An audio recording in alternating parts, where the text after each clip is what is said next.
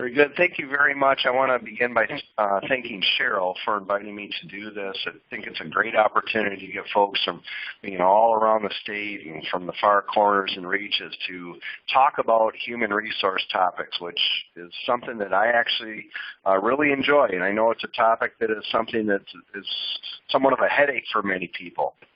But for me, it's the stuff that I love. And by way of background, I've been doing human resources for over 20 years now.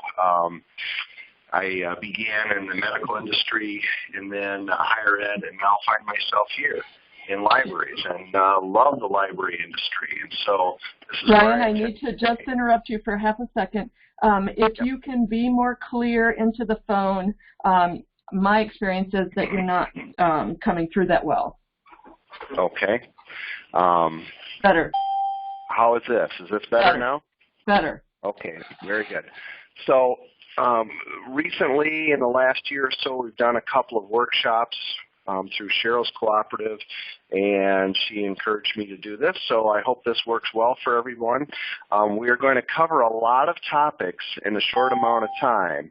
The idea here is to give you a nice overview of the kinds of things that you need to be thinking about when it comes to compensation, performance management, as well as the topic of hiring really great people. And I'm going to be telling you about a new assessment tool that KDL is developing at the end of our discussion today.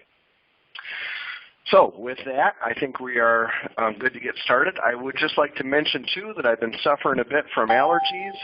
And I occasionally may mute myself just to clear my throat or to cough because I don't want to do that in your ear any more than it's necessary. So let's begin.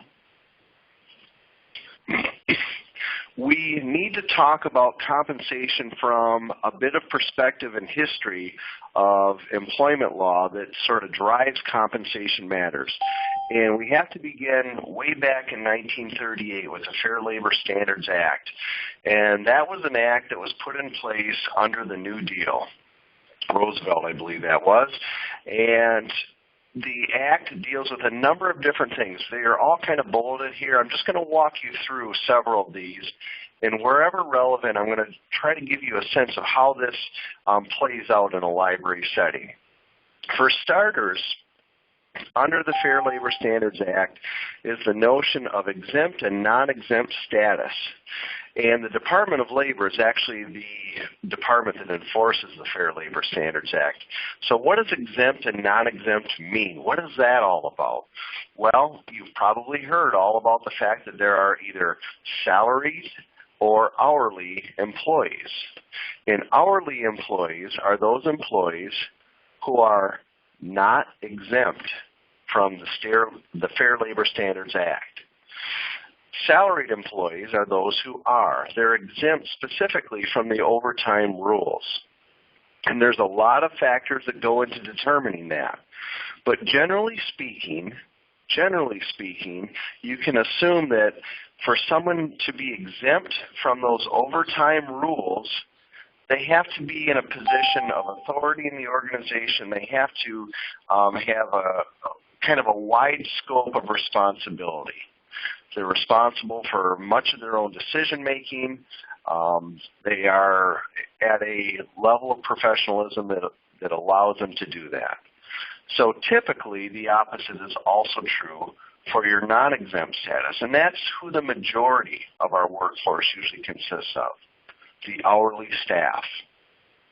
There's even an economics test that got quite a bit of press here in the last year or so when they were talking about changing the minimum salary threshold. They were talking about making a change. Well, currently the salary basis is $455 a week as a simple acid test as to whether or not somebody is meeting the minimum requirements for to be considered a salaried employee or exempt. There was a lot of discussion about making changes on that, and there was some laws that were set to go into effect but had stopped at the last minute. So fortunately, you don't have to worry about a whole lot of that right now. Let's talk, though, about when the staff like to work as volunteers. This came up right here at Kent District Library just 2 days ago when someone asked me, can some of our staff help out with a book sale? That's the most common scenario where you're going to have staff in the library wanting to work as volunteers. Okay, it might be that they want to help with a program of some kind. Here's what the Fair Labor Standards Act has to say about that, though. If staff are working in a capacity that is even remotely related to the work that they do normally, in other words, the work that they are normally compensated for, then not compensating them is a violation of the Fair Labor Standards Act. And this is specifically staff who are not exempt. So if an hourly employee who is not exempt attempts to do some volunteer work for you, it's incumbent upon the leadership to make sure that they are being compensated for that work. And that might be tough to hear because I'm sure an awful lot of that is going on. We found sometimes that that can even happen here. But when we learn of that, we make sure that we put an end to that. Let's talk about overtime calculation for just a little bit. Now, overtime is also part of this Fair Labor Standards Act. Remember I said it was part of the New Deal? Well, here's how that worked. Back in the day, they decided to put America back to work. One of the best things they could do would be to require employers to pay time and a half for any hours worked over 40 hours. And you think that seems kind of confusing, but here's the reason why. If you pay somebody overtime, then eventually they're going to work so many hours that it's going to make more sense to the business to actually hire another person. Let me give you a little example of that.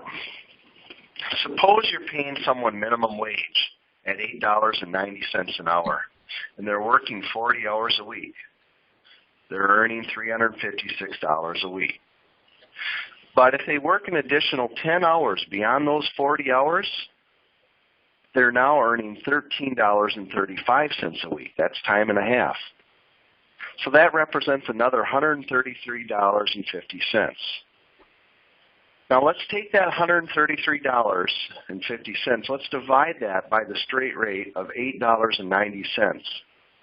If you do that, you'll see that it goes into that 15 times. In other words, 15 hours are represented at $8.90. So an employer who is trying to get extra work done would be incentivized to hire another person because they would actually get 5 additional hours of work for the same price as what they're paying the overtime.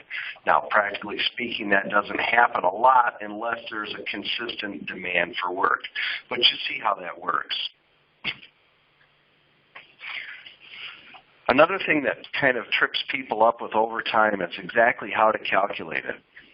And I hear questions all the time from library directors around the state. Well, they'll ask me, as long as somebody doesn't work more than 8 hours in a day, we're good, right?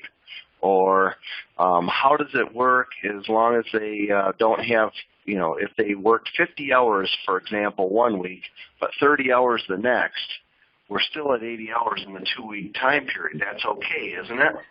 The answer is, to that question, no. Overtime is to be paid for any hours worked beyond 40 hours in a work week. Let me repeat that. Any hours worked beyond 40 hours in a work week. So what that also means is if you have policies in place that say that vacation time or sick time counts as hours worked instead of leave time, then you're probably paying overtime on occasions when you don't necessarily need to. In other words, if someone were to work 30 hours, be on vacation for 30 hours, and then come in and work 2 days at 8 hours apiece, now you're paying overtime in part because you have a vacation policy that supports it. It's very important that your policy language specify that overtime is paid only on hours worked beyond 40 hours in a work week.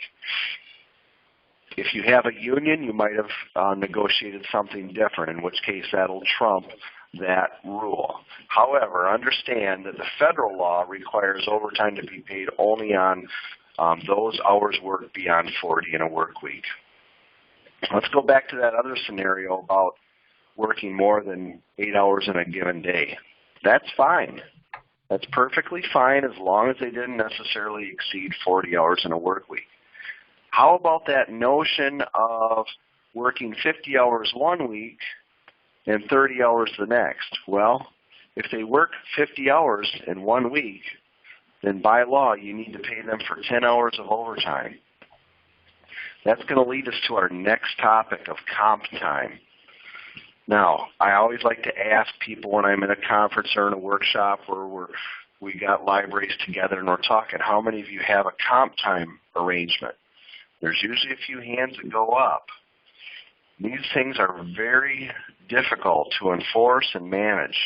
So I always discourage people from having a comp time arrangement.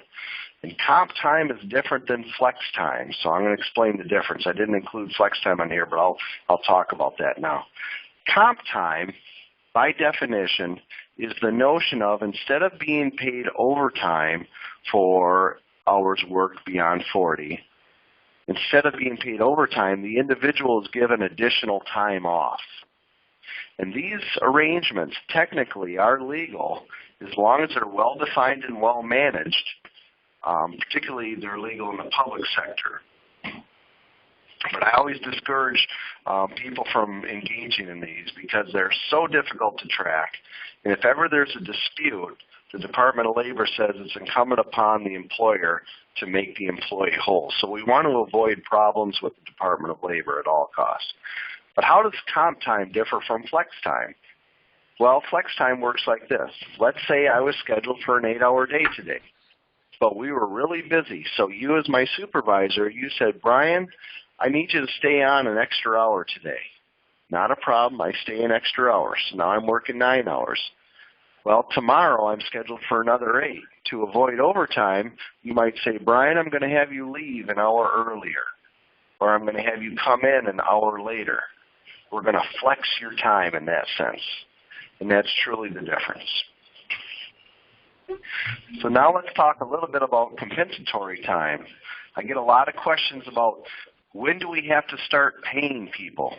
And there's this little thing called the Portal to Portal Act, which talks an awful lot about the specifics of when employers need to begin paying and compensating people for their work. And there's the notion of donning and doffing, which this is probably the only place you're ever going to hear those words, donning and doffing. And that is, in the Portal to Portal Act, they speak of employers and industries that require people to, in other words, put on a certain uniform or remove safety equipment or prepare for the work at hand. Library settings don't have a whole lot of scenarios where donning and doffing would come into play. So generally speaking, the rule at a library is if you've got someone scheduled to begin at, say, 1 o'clock that afternoon, they're going to arrive just before 1 o'clock, and when they walk in the door, they begin work at 1 o'clock, and they're to begin being paid at 1 o'clock. Now note, if they left their home at 12:45, they are not to be compensated at 12:45. That travel time to and from work is not compensated. It's non-compensable time unless, let's say you have someone working at one branch and they're scheduled to work from, say, 1 to 8 o'clock that night. And midway through the day, there's a few people who call in sick at another branch, and you decide to send someone to another branch. Well, now the travel that exists between work settings is actually compensable time. So that travel time is compensable. It's important that you have policies that spell these things out, though, because otherwise there's a lot of confusion. There can be a lot of confusion at any rate. And it's always nice when you can point to a policy so that employees understand that you're not being arbitrary. Let's talk about working from phones for a minute. These phones now are creating quite a stir for the Department of Labor. The reason being is that people not only can call day or night, but they can pull up their email day or night. They can respond to things. And in fact, culturally, many organizations encourage people to stay connected to work. And we can talk all day long about whether that's a good thing or a bad thing, and whether that's good for society or not. But what I'm here to talk about today is how you treat it, how you as an employer address this issue. Now, if you as an employer set the expectation that people are to respond to email during off hours, and I'm talking specifically about those hourly employees who are non-exempt. If you're having people respond to email, they are technically doing work. If they are technically doing work, they could come back at some point in time with a work log and demand to be paid for their hours of work. And that might even result in overtime in many cases. So it's very important that you have policies on this and that you clarify expectations and not just turn a blind eye to those policies that say that people should not be logging in and then engaging in dialogue with people.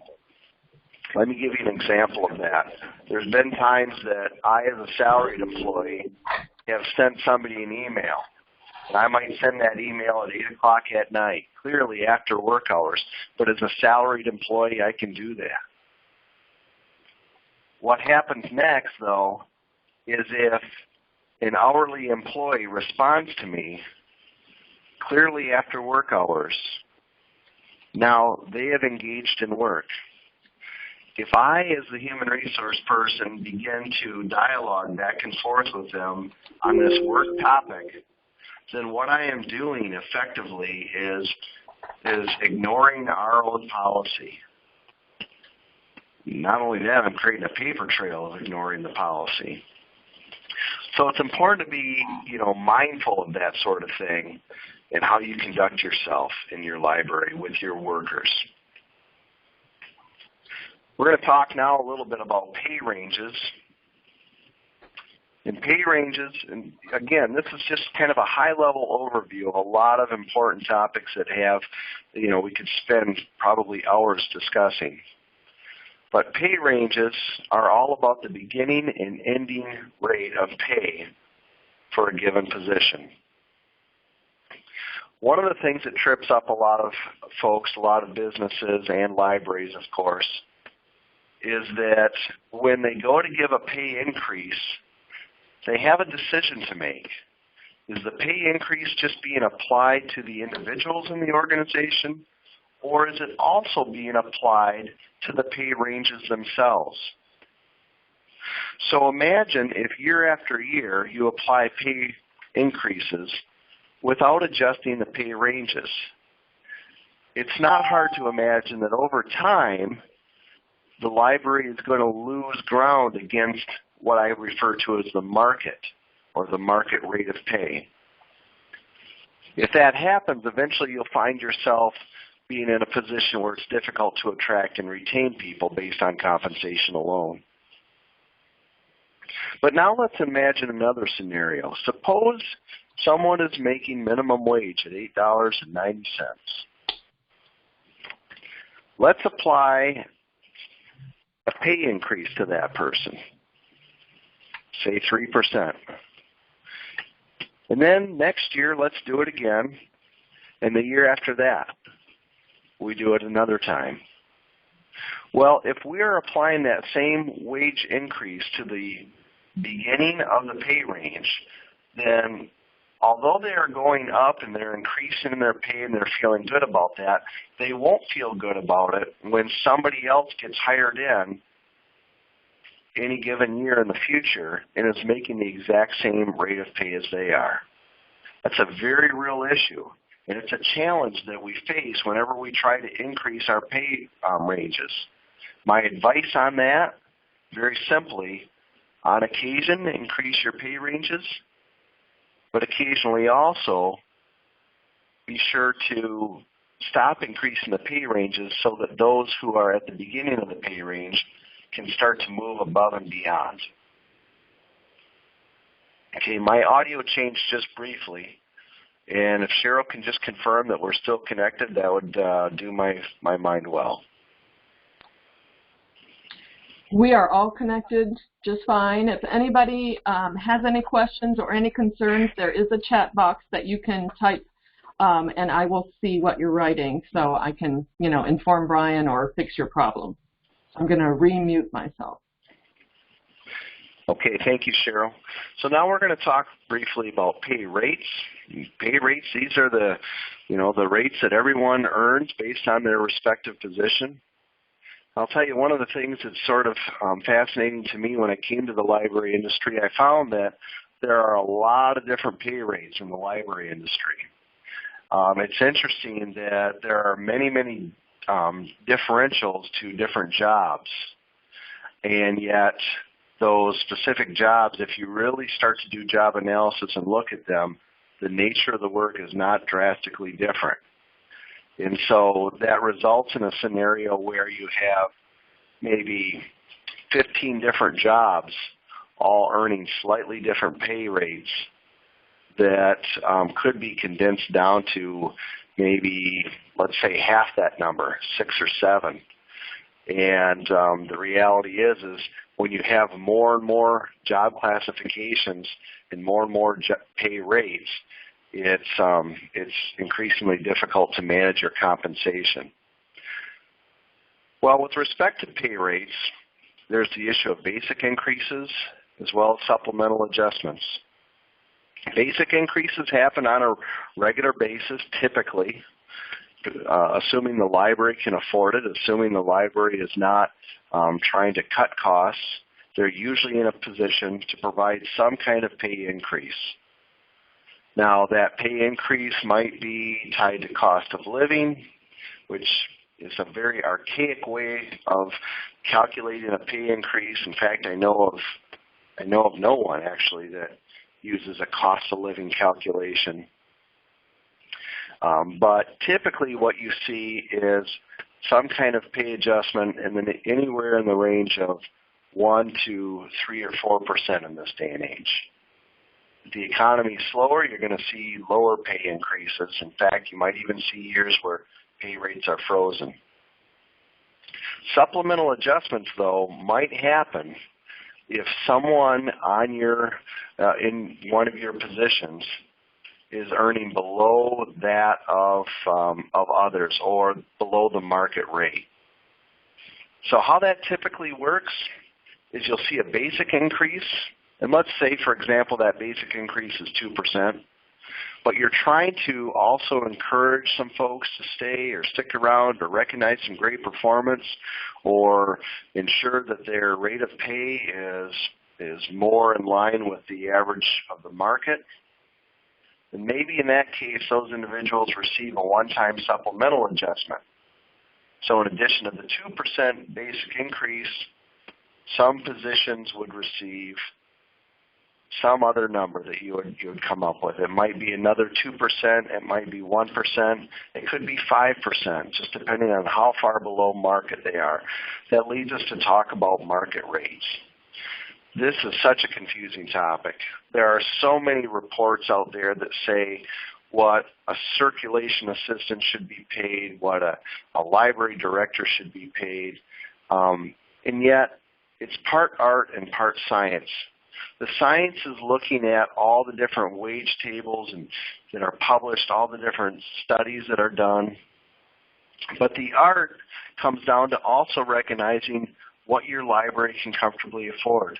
The art comes down to recognizing, well, that might be what the going rate is, but we have exceptional benefits, and our benefits cost considerably more than most of these other libraries. Therefore, we're going to hang on to our benefits because that's what everyone loves, even if it means having slightly lower pay increases. It's important, though, to keep an eye on those market rates from one year to the next. That's something that we at KDL are actually looking into doing. We're talking with a third party about pulling together some kind of annual report that might be beneficial to libraries on a statewide basis, because I don't think a really solid product exists out there for everybody to use and to kind of gauge and look at. So if that's something you might be interested in, let me know. And we're going to work on developing that in the next year or so. But market rates are important to track because, as I like to say, if you don't manage your compensation actively, it's going to be managed passively. And you might find over time that things get out of whack.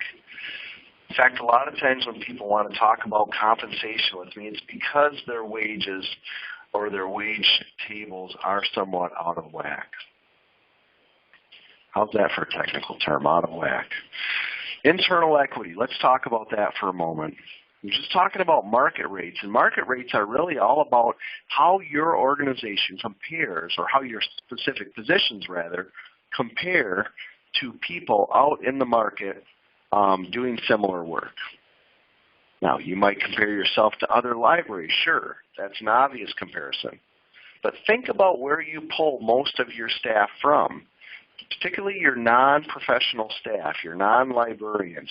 Where do you pull those people from? Where do they come from? What is their background? Oftentimes, here at Kent District Library, our circulation staff come from places like Walgreens and Home Depot, Meijer. So we're very, very interested in what those kinds of places are paying their people, because we recognize that's our competition. That's our external equity, if you will. So internal equity is all about the notion of being compensated properly internally in comparison to everyone else. I often like to say that compensation utopia looks like this. If I could take every wage earned by every employee in the organization, or at least by every job classification, put it on a big list, post it to a wall, I ought to be able to have people walk up to it. In an ideal world, if they're logical, if they're reasonable, they ought to be able to walk up, look at that list, find themselves on the list, and then find a position that's paid less than them and a position that's paid more than them. And they ought to be able to look at that and say, yeah, that seems about right. Now, that's an ideal world, and we know that that sort of thing is probably never going to happen. But if that's the goal, if the goal is to provide for the right kind of compensation, given the nature of the position, given the scope of duties, given the level of decision-making, the level of independent thinking that's required of the job, all those kinds of factors, then people should be compensated appropriately in comparison to one another. So that's one notion of equal pay for equal work. The other is the one that's spoke about an awful lot in the press that we hear so much about, and that is ensuring that one individual working the same job as another individual is paid the same, or approximately the same. Now, there might be differences that are certainly justifiable. For example, let's suppose someone has been with us for 2 years, and they've now their position has them paying at $11.75 an hour. The person who comes in working the exact same job is paid slightly less, but still within the right pay range. In other words, the person who just joined will eventually get to $11.75 an hour, even though they're not there now. What we are recognizing, though, of course, is that the person who's been here a couple years longer, that person has more knowledge, skill, and ability in the job that they're doing. That's why they're paid more. It doesn't mean the brand new hired person won't eventually get there. And that leads us to our next topic of pay progression and the journey to the top. Oftentimes I'm asked, how far of a wage range should we have? In other words, if I start at the beginning of the pay range, how long should it take me to get to the top of the pay range? That's a tricky question. Typically, pay ranges go anywhere from a 15 to 20 or even 25% spread. Those spreads are larger depending on, particularly for positions that have greater responsibility. They're smaller for those entry-level positions. So your pay ranges might only be 10 or 15% for your entry-level positions. So the question you have to ask yourself then is, how long will it take for a new person coming in to reach the top of their pay range? Well, if you look at your payroll policies or your policies for payroll adjustments, you can probably decipher that. It might be that it takes them 5 years. It might be that it takes them 10 years. Remember that we talked earlier about the notion of pay ranges going up with pay increases? If your pay ranges go up with pay increases, that's a good thing for people. However, if they don't recognize that they're earning more and just simply focus on the fact that the top of the pay range keeps moving away from them, they might become frustrated with that. So art and science both play a part in all this, right? What I like to advise people of is this. I like to ask folks, how long does it take the typical person to learn their job really well? And that varies based on position. It varies based on experience. It varies based on a lot of things.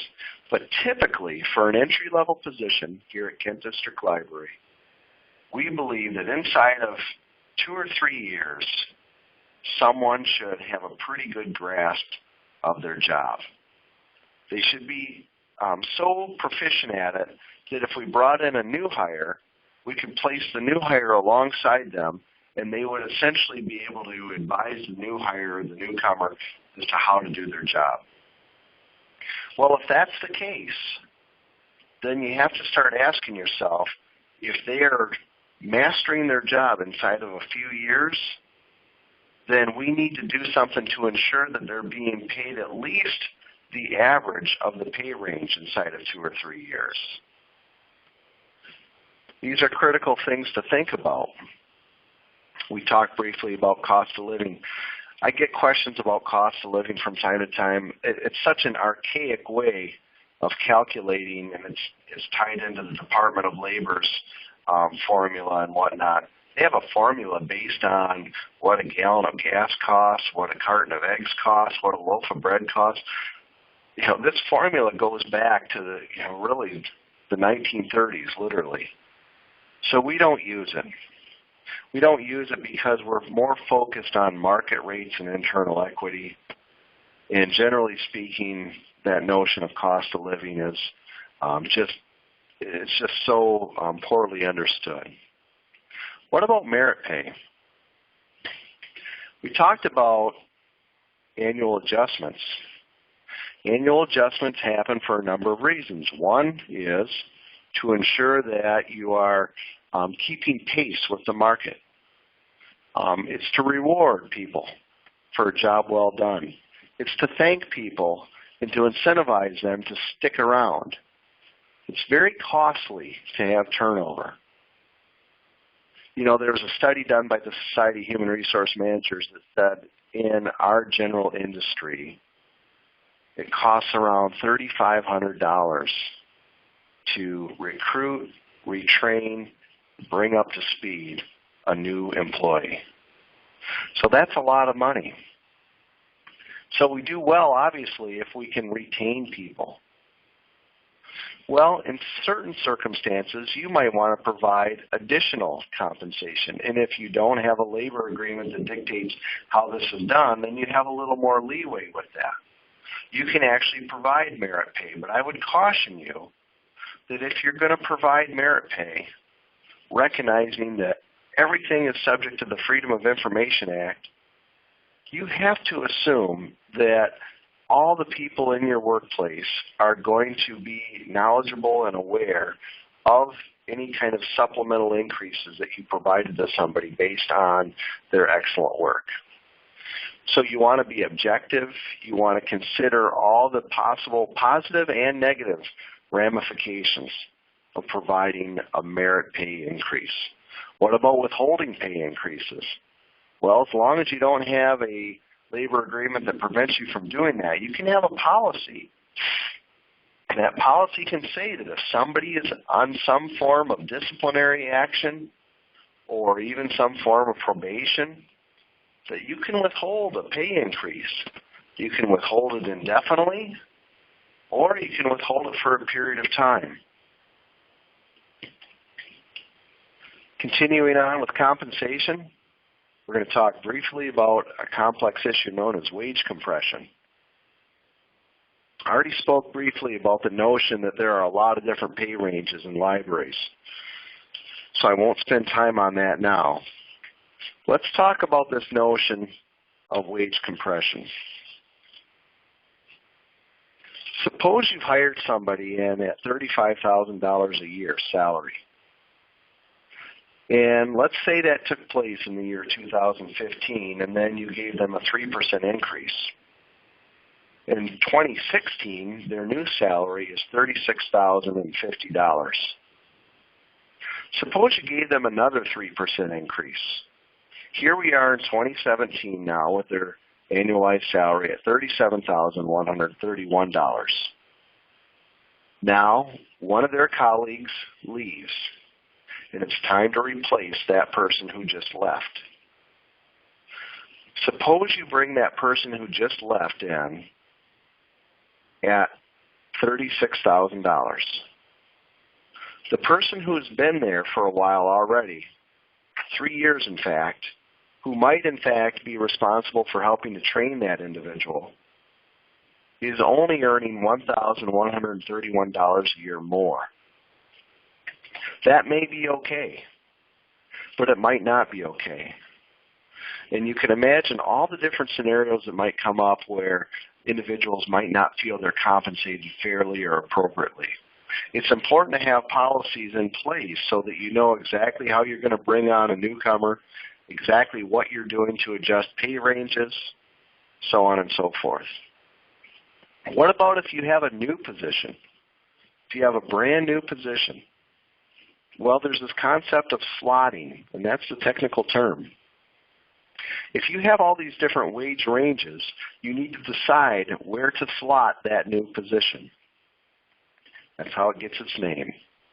You identify the positions in different wage ranges that are closest in the nature and scope and duties of work, and then you align that position with that existing pay range. What's a red circle rate?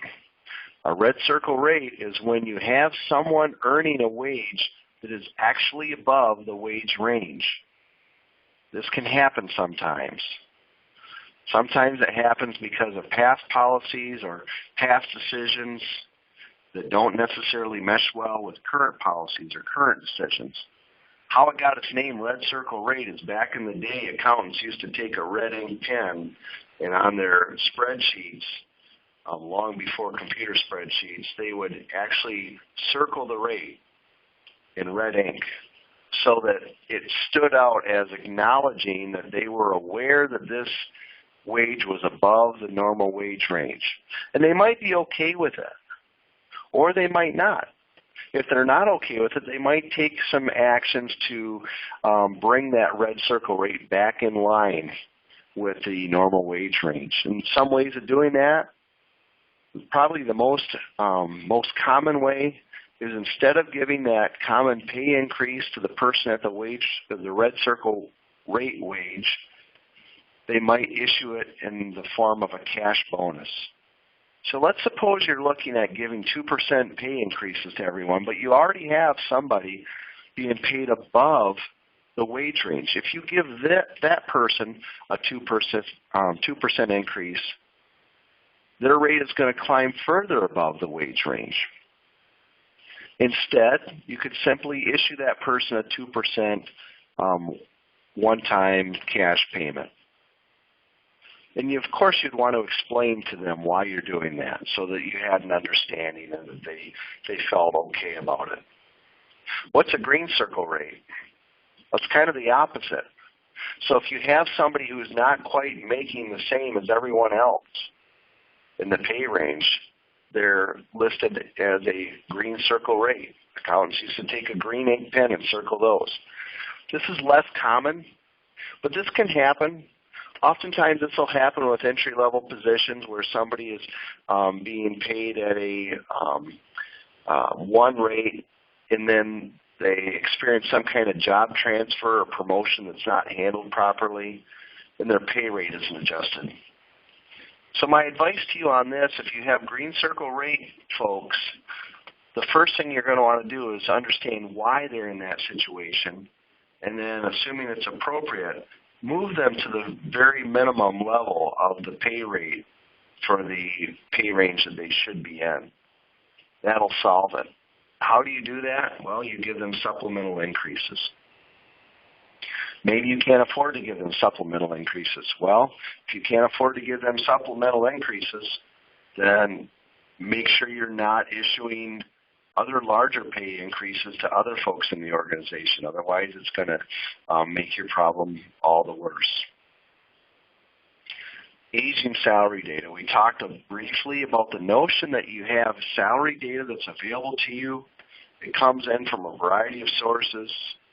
You might look at that and try to figure out exactly how to compare that to your wages. A good salary report will list job duties and specifics of the jobs that are listed in that particular salary range. So that gives you a good idea on comparing. But let's say that data is a year or 2 or 3 years old. Does that mean it's no good anymore? Not necessarily. It might be very good. It just might mean that you need to apply an extra 2 or 3 or 4% to that data that you're looking at based on how many years behind you are. And you can look up what average salary increases are through the Department of Labor on their wage and hour website. Or you can talk to others in the library industry and get that information as well. With respect to promotion, transfer, demotion, probation, reclassification, these are all the things that create headaches for us in compensation. So I only list them here just to acknowledge that it's important for you to have good, sound policies on what happens when someone is promoted. Do they move to the new pay range? Do they get a minimum of some percentage increase? What happens when there's a transfer? Is there any change in wages? How does the demotion play out? What exactly is probation and how does that work? And what about job reclassification? All things that you should have good policies on. We're going to switch gears now and talk about performance management because I know that there's several of you that wanted to talk about that. I'm going to pause just for a minute so that Cheryl can say hi to everybody. I can get a drink of water, and we will continue on in about 5-10 more seconds. Great. Hi, everybody. I don't see that anybody has asked any questions. If you want to ask any questions, you can do that by using that little call-out chat area and typing it in. I will see it and let Brian know. Hang in there. This is being recorded, so we will be able to access it later and share with others. Thank you, Cheryl. All right, so with respect to performance management, there's a number of traditional challenges with it. One of those is the recency effect, and that is that traditionally performance management happens on an annual basis. And what happens most often is supervisors reflect primarily on the previous month or two of work, and then they base their performance review on that. Well, here's the funny little thing about that is most employees have learned this as well. And so most employees, when they know that their performance review is coming up, are particularly on their best behavior, and they do their best work. So that's one of the problems with the traditional approach.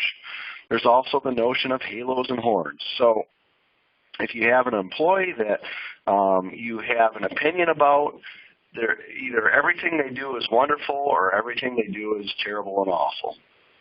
And that's another problem that we call halo and horns.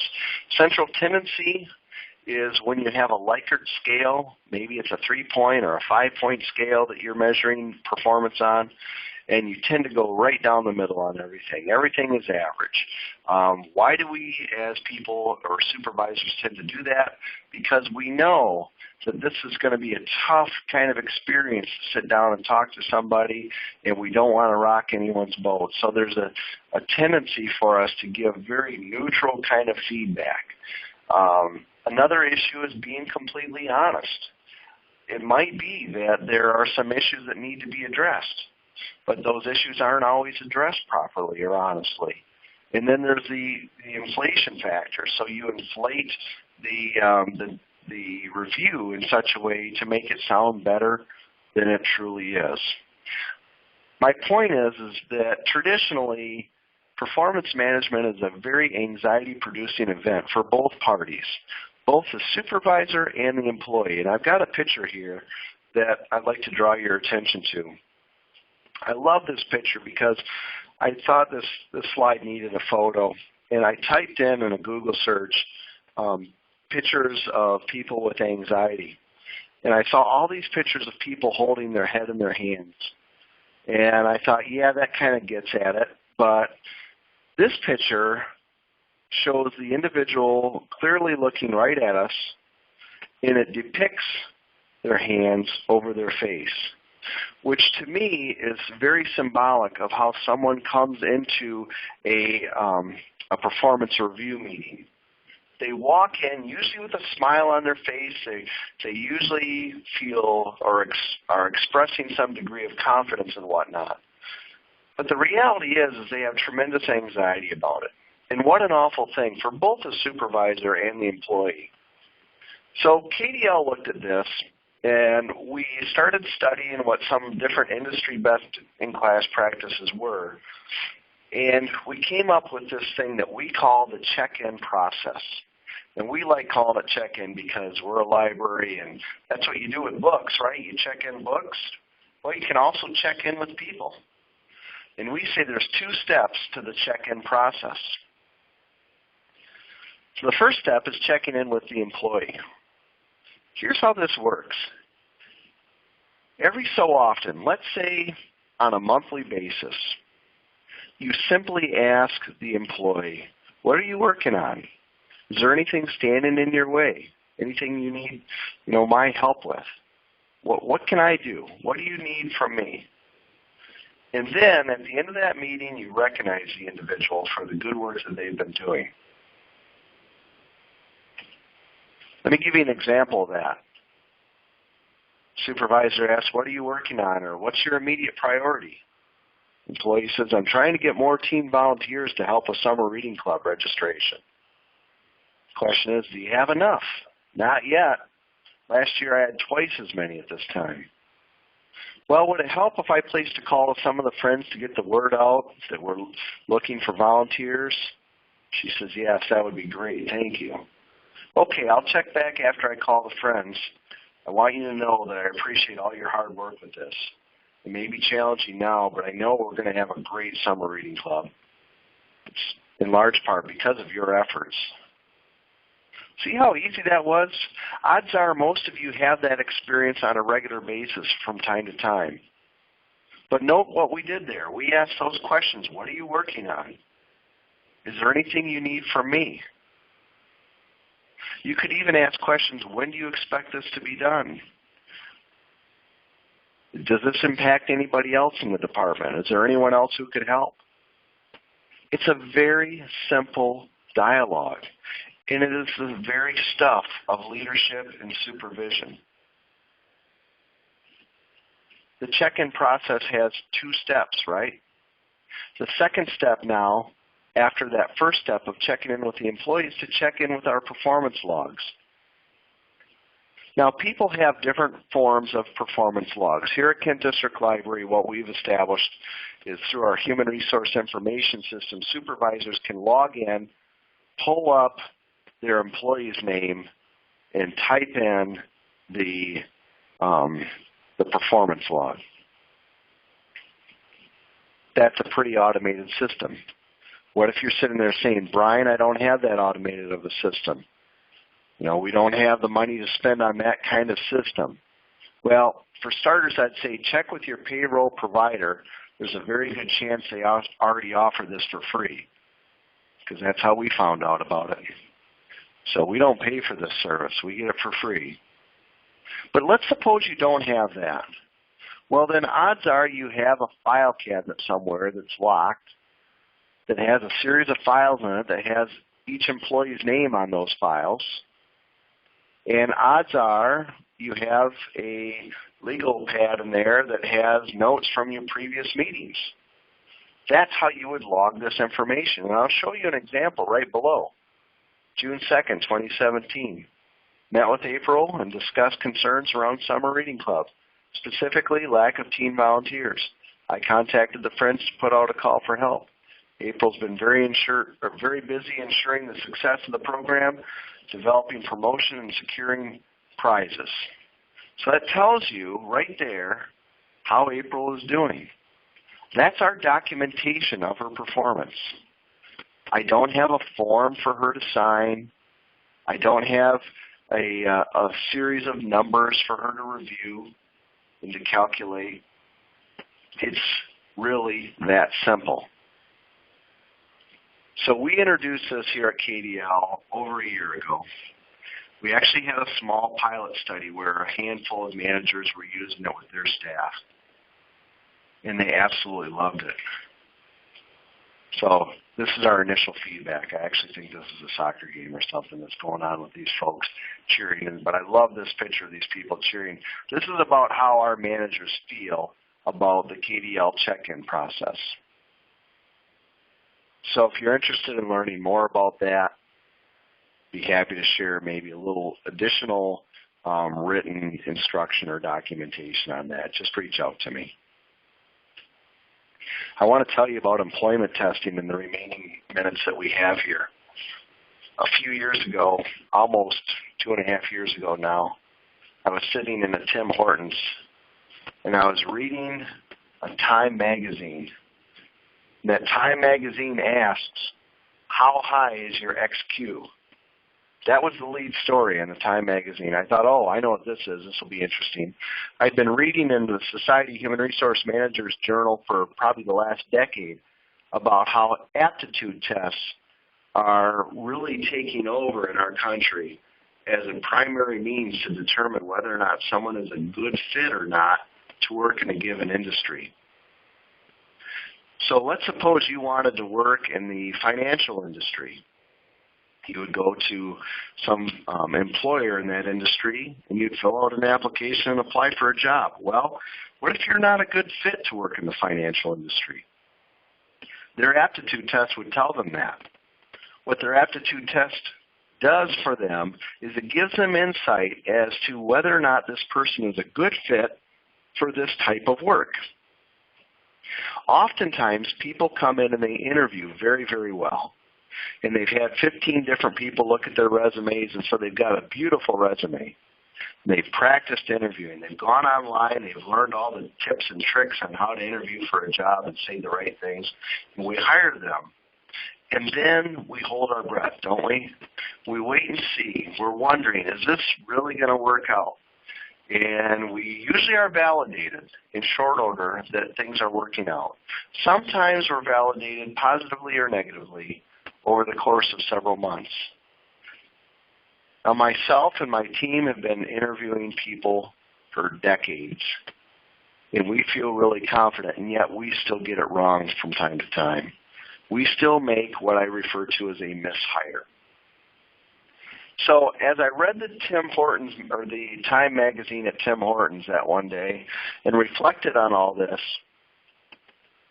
I got to thinking, wouldn't it be great if the library industry had some sort of assessment to help library directors and managers to select the right kind of people for the job?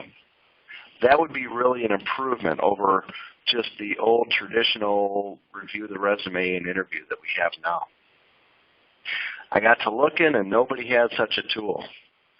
So then I took it to the next step, and I contacted several different research firms, and I started talking with people who their technical title is industrial and organizational psychologists. And this is the kind of stuff they do.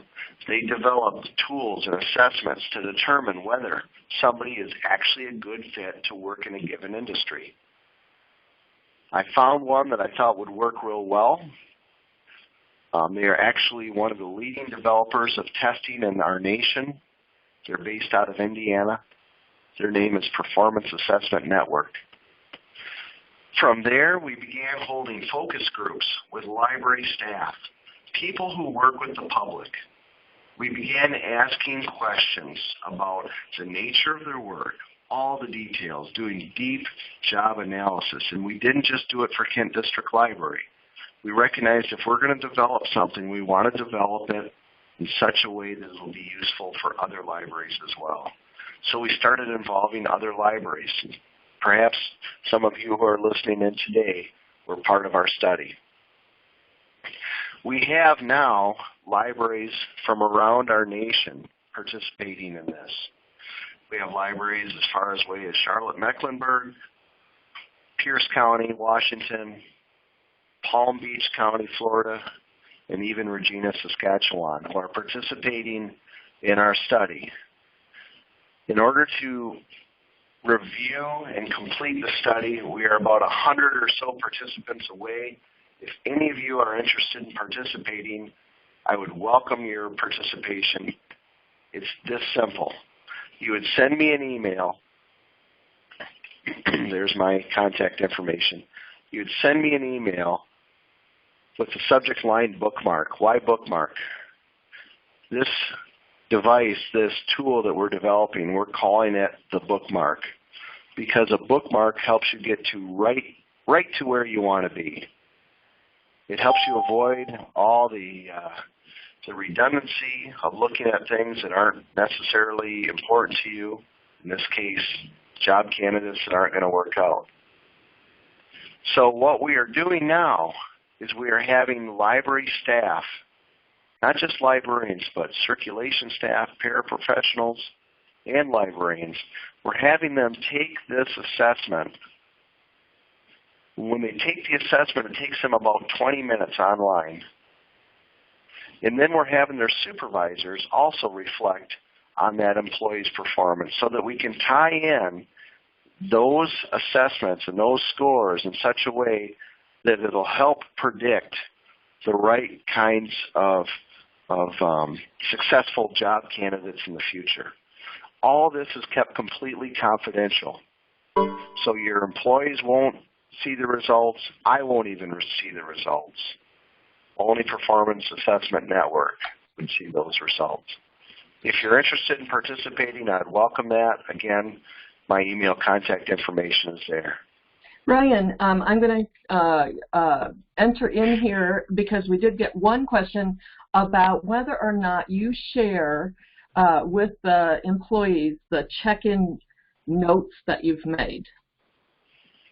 You know, we got that question recently right here at KDL. We haven't shared those notes with them, but there's no reason we couldn't. It's such an above-board conversation that they would know. They would understand that, you know, you recorded information about what I was working on. Or is that part of their personnel file, Brian? The notes are part of their personnel file, and thus the personnel file is, you know, available on request?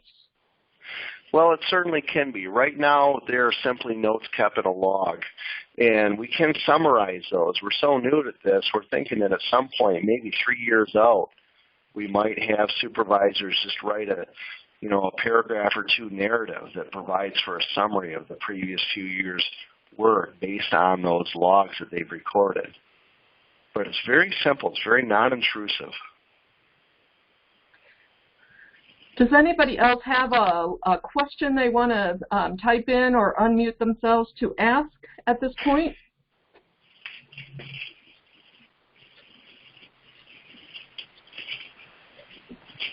What a lot of information you shared with us today, Brian. We really appreciate that. I'm going to post this. If you have anything to go along with it, like your slides or any of that, I will be glad to post that as well as the archive of this webinar. Okay. Very good. I don't see any other. My pleasure, and I appreciate everyone's time today. And like I said, there was a number of familiar faces or names on that list, and so hello to all those old friends, and hello to some new friends as well. And I hope to see you in a future workshop. Thank you, everyone. I'm going to stop the webinar recording now, and so we will be done. But thank you very much to Brian Mortimore from Kent District Library. It's my pleasure. Bye-bye. Bye.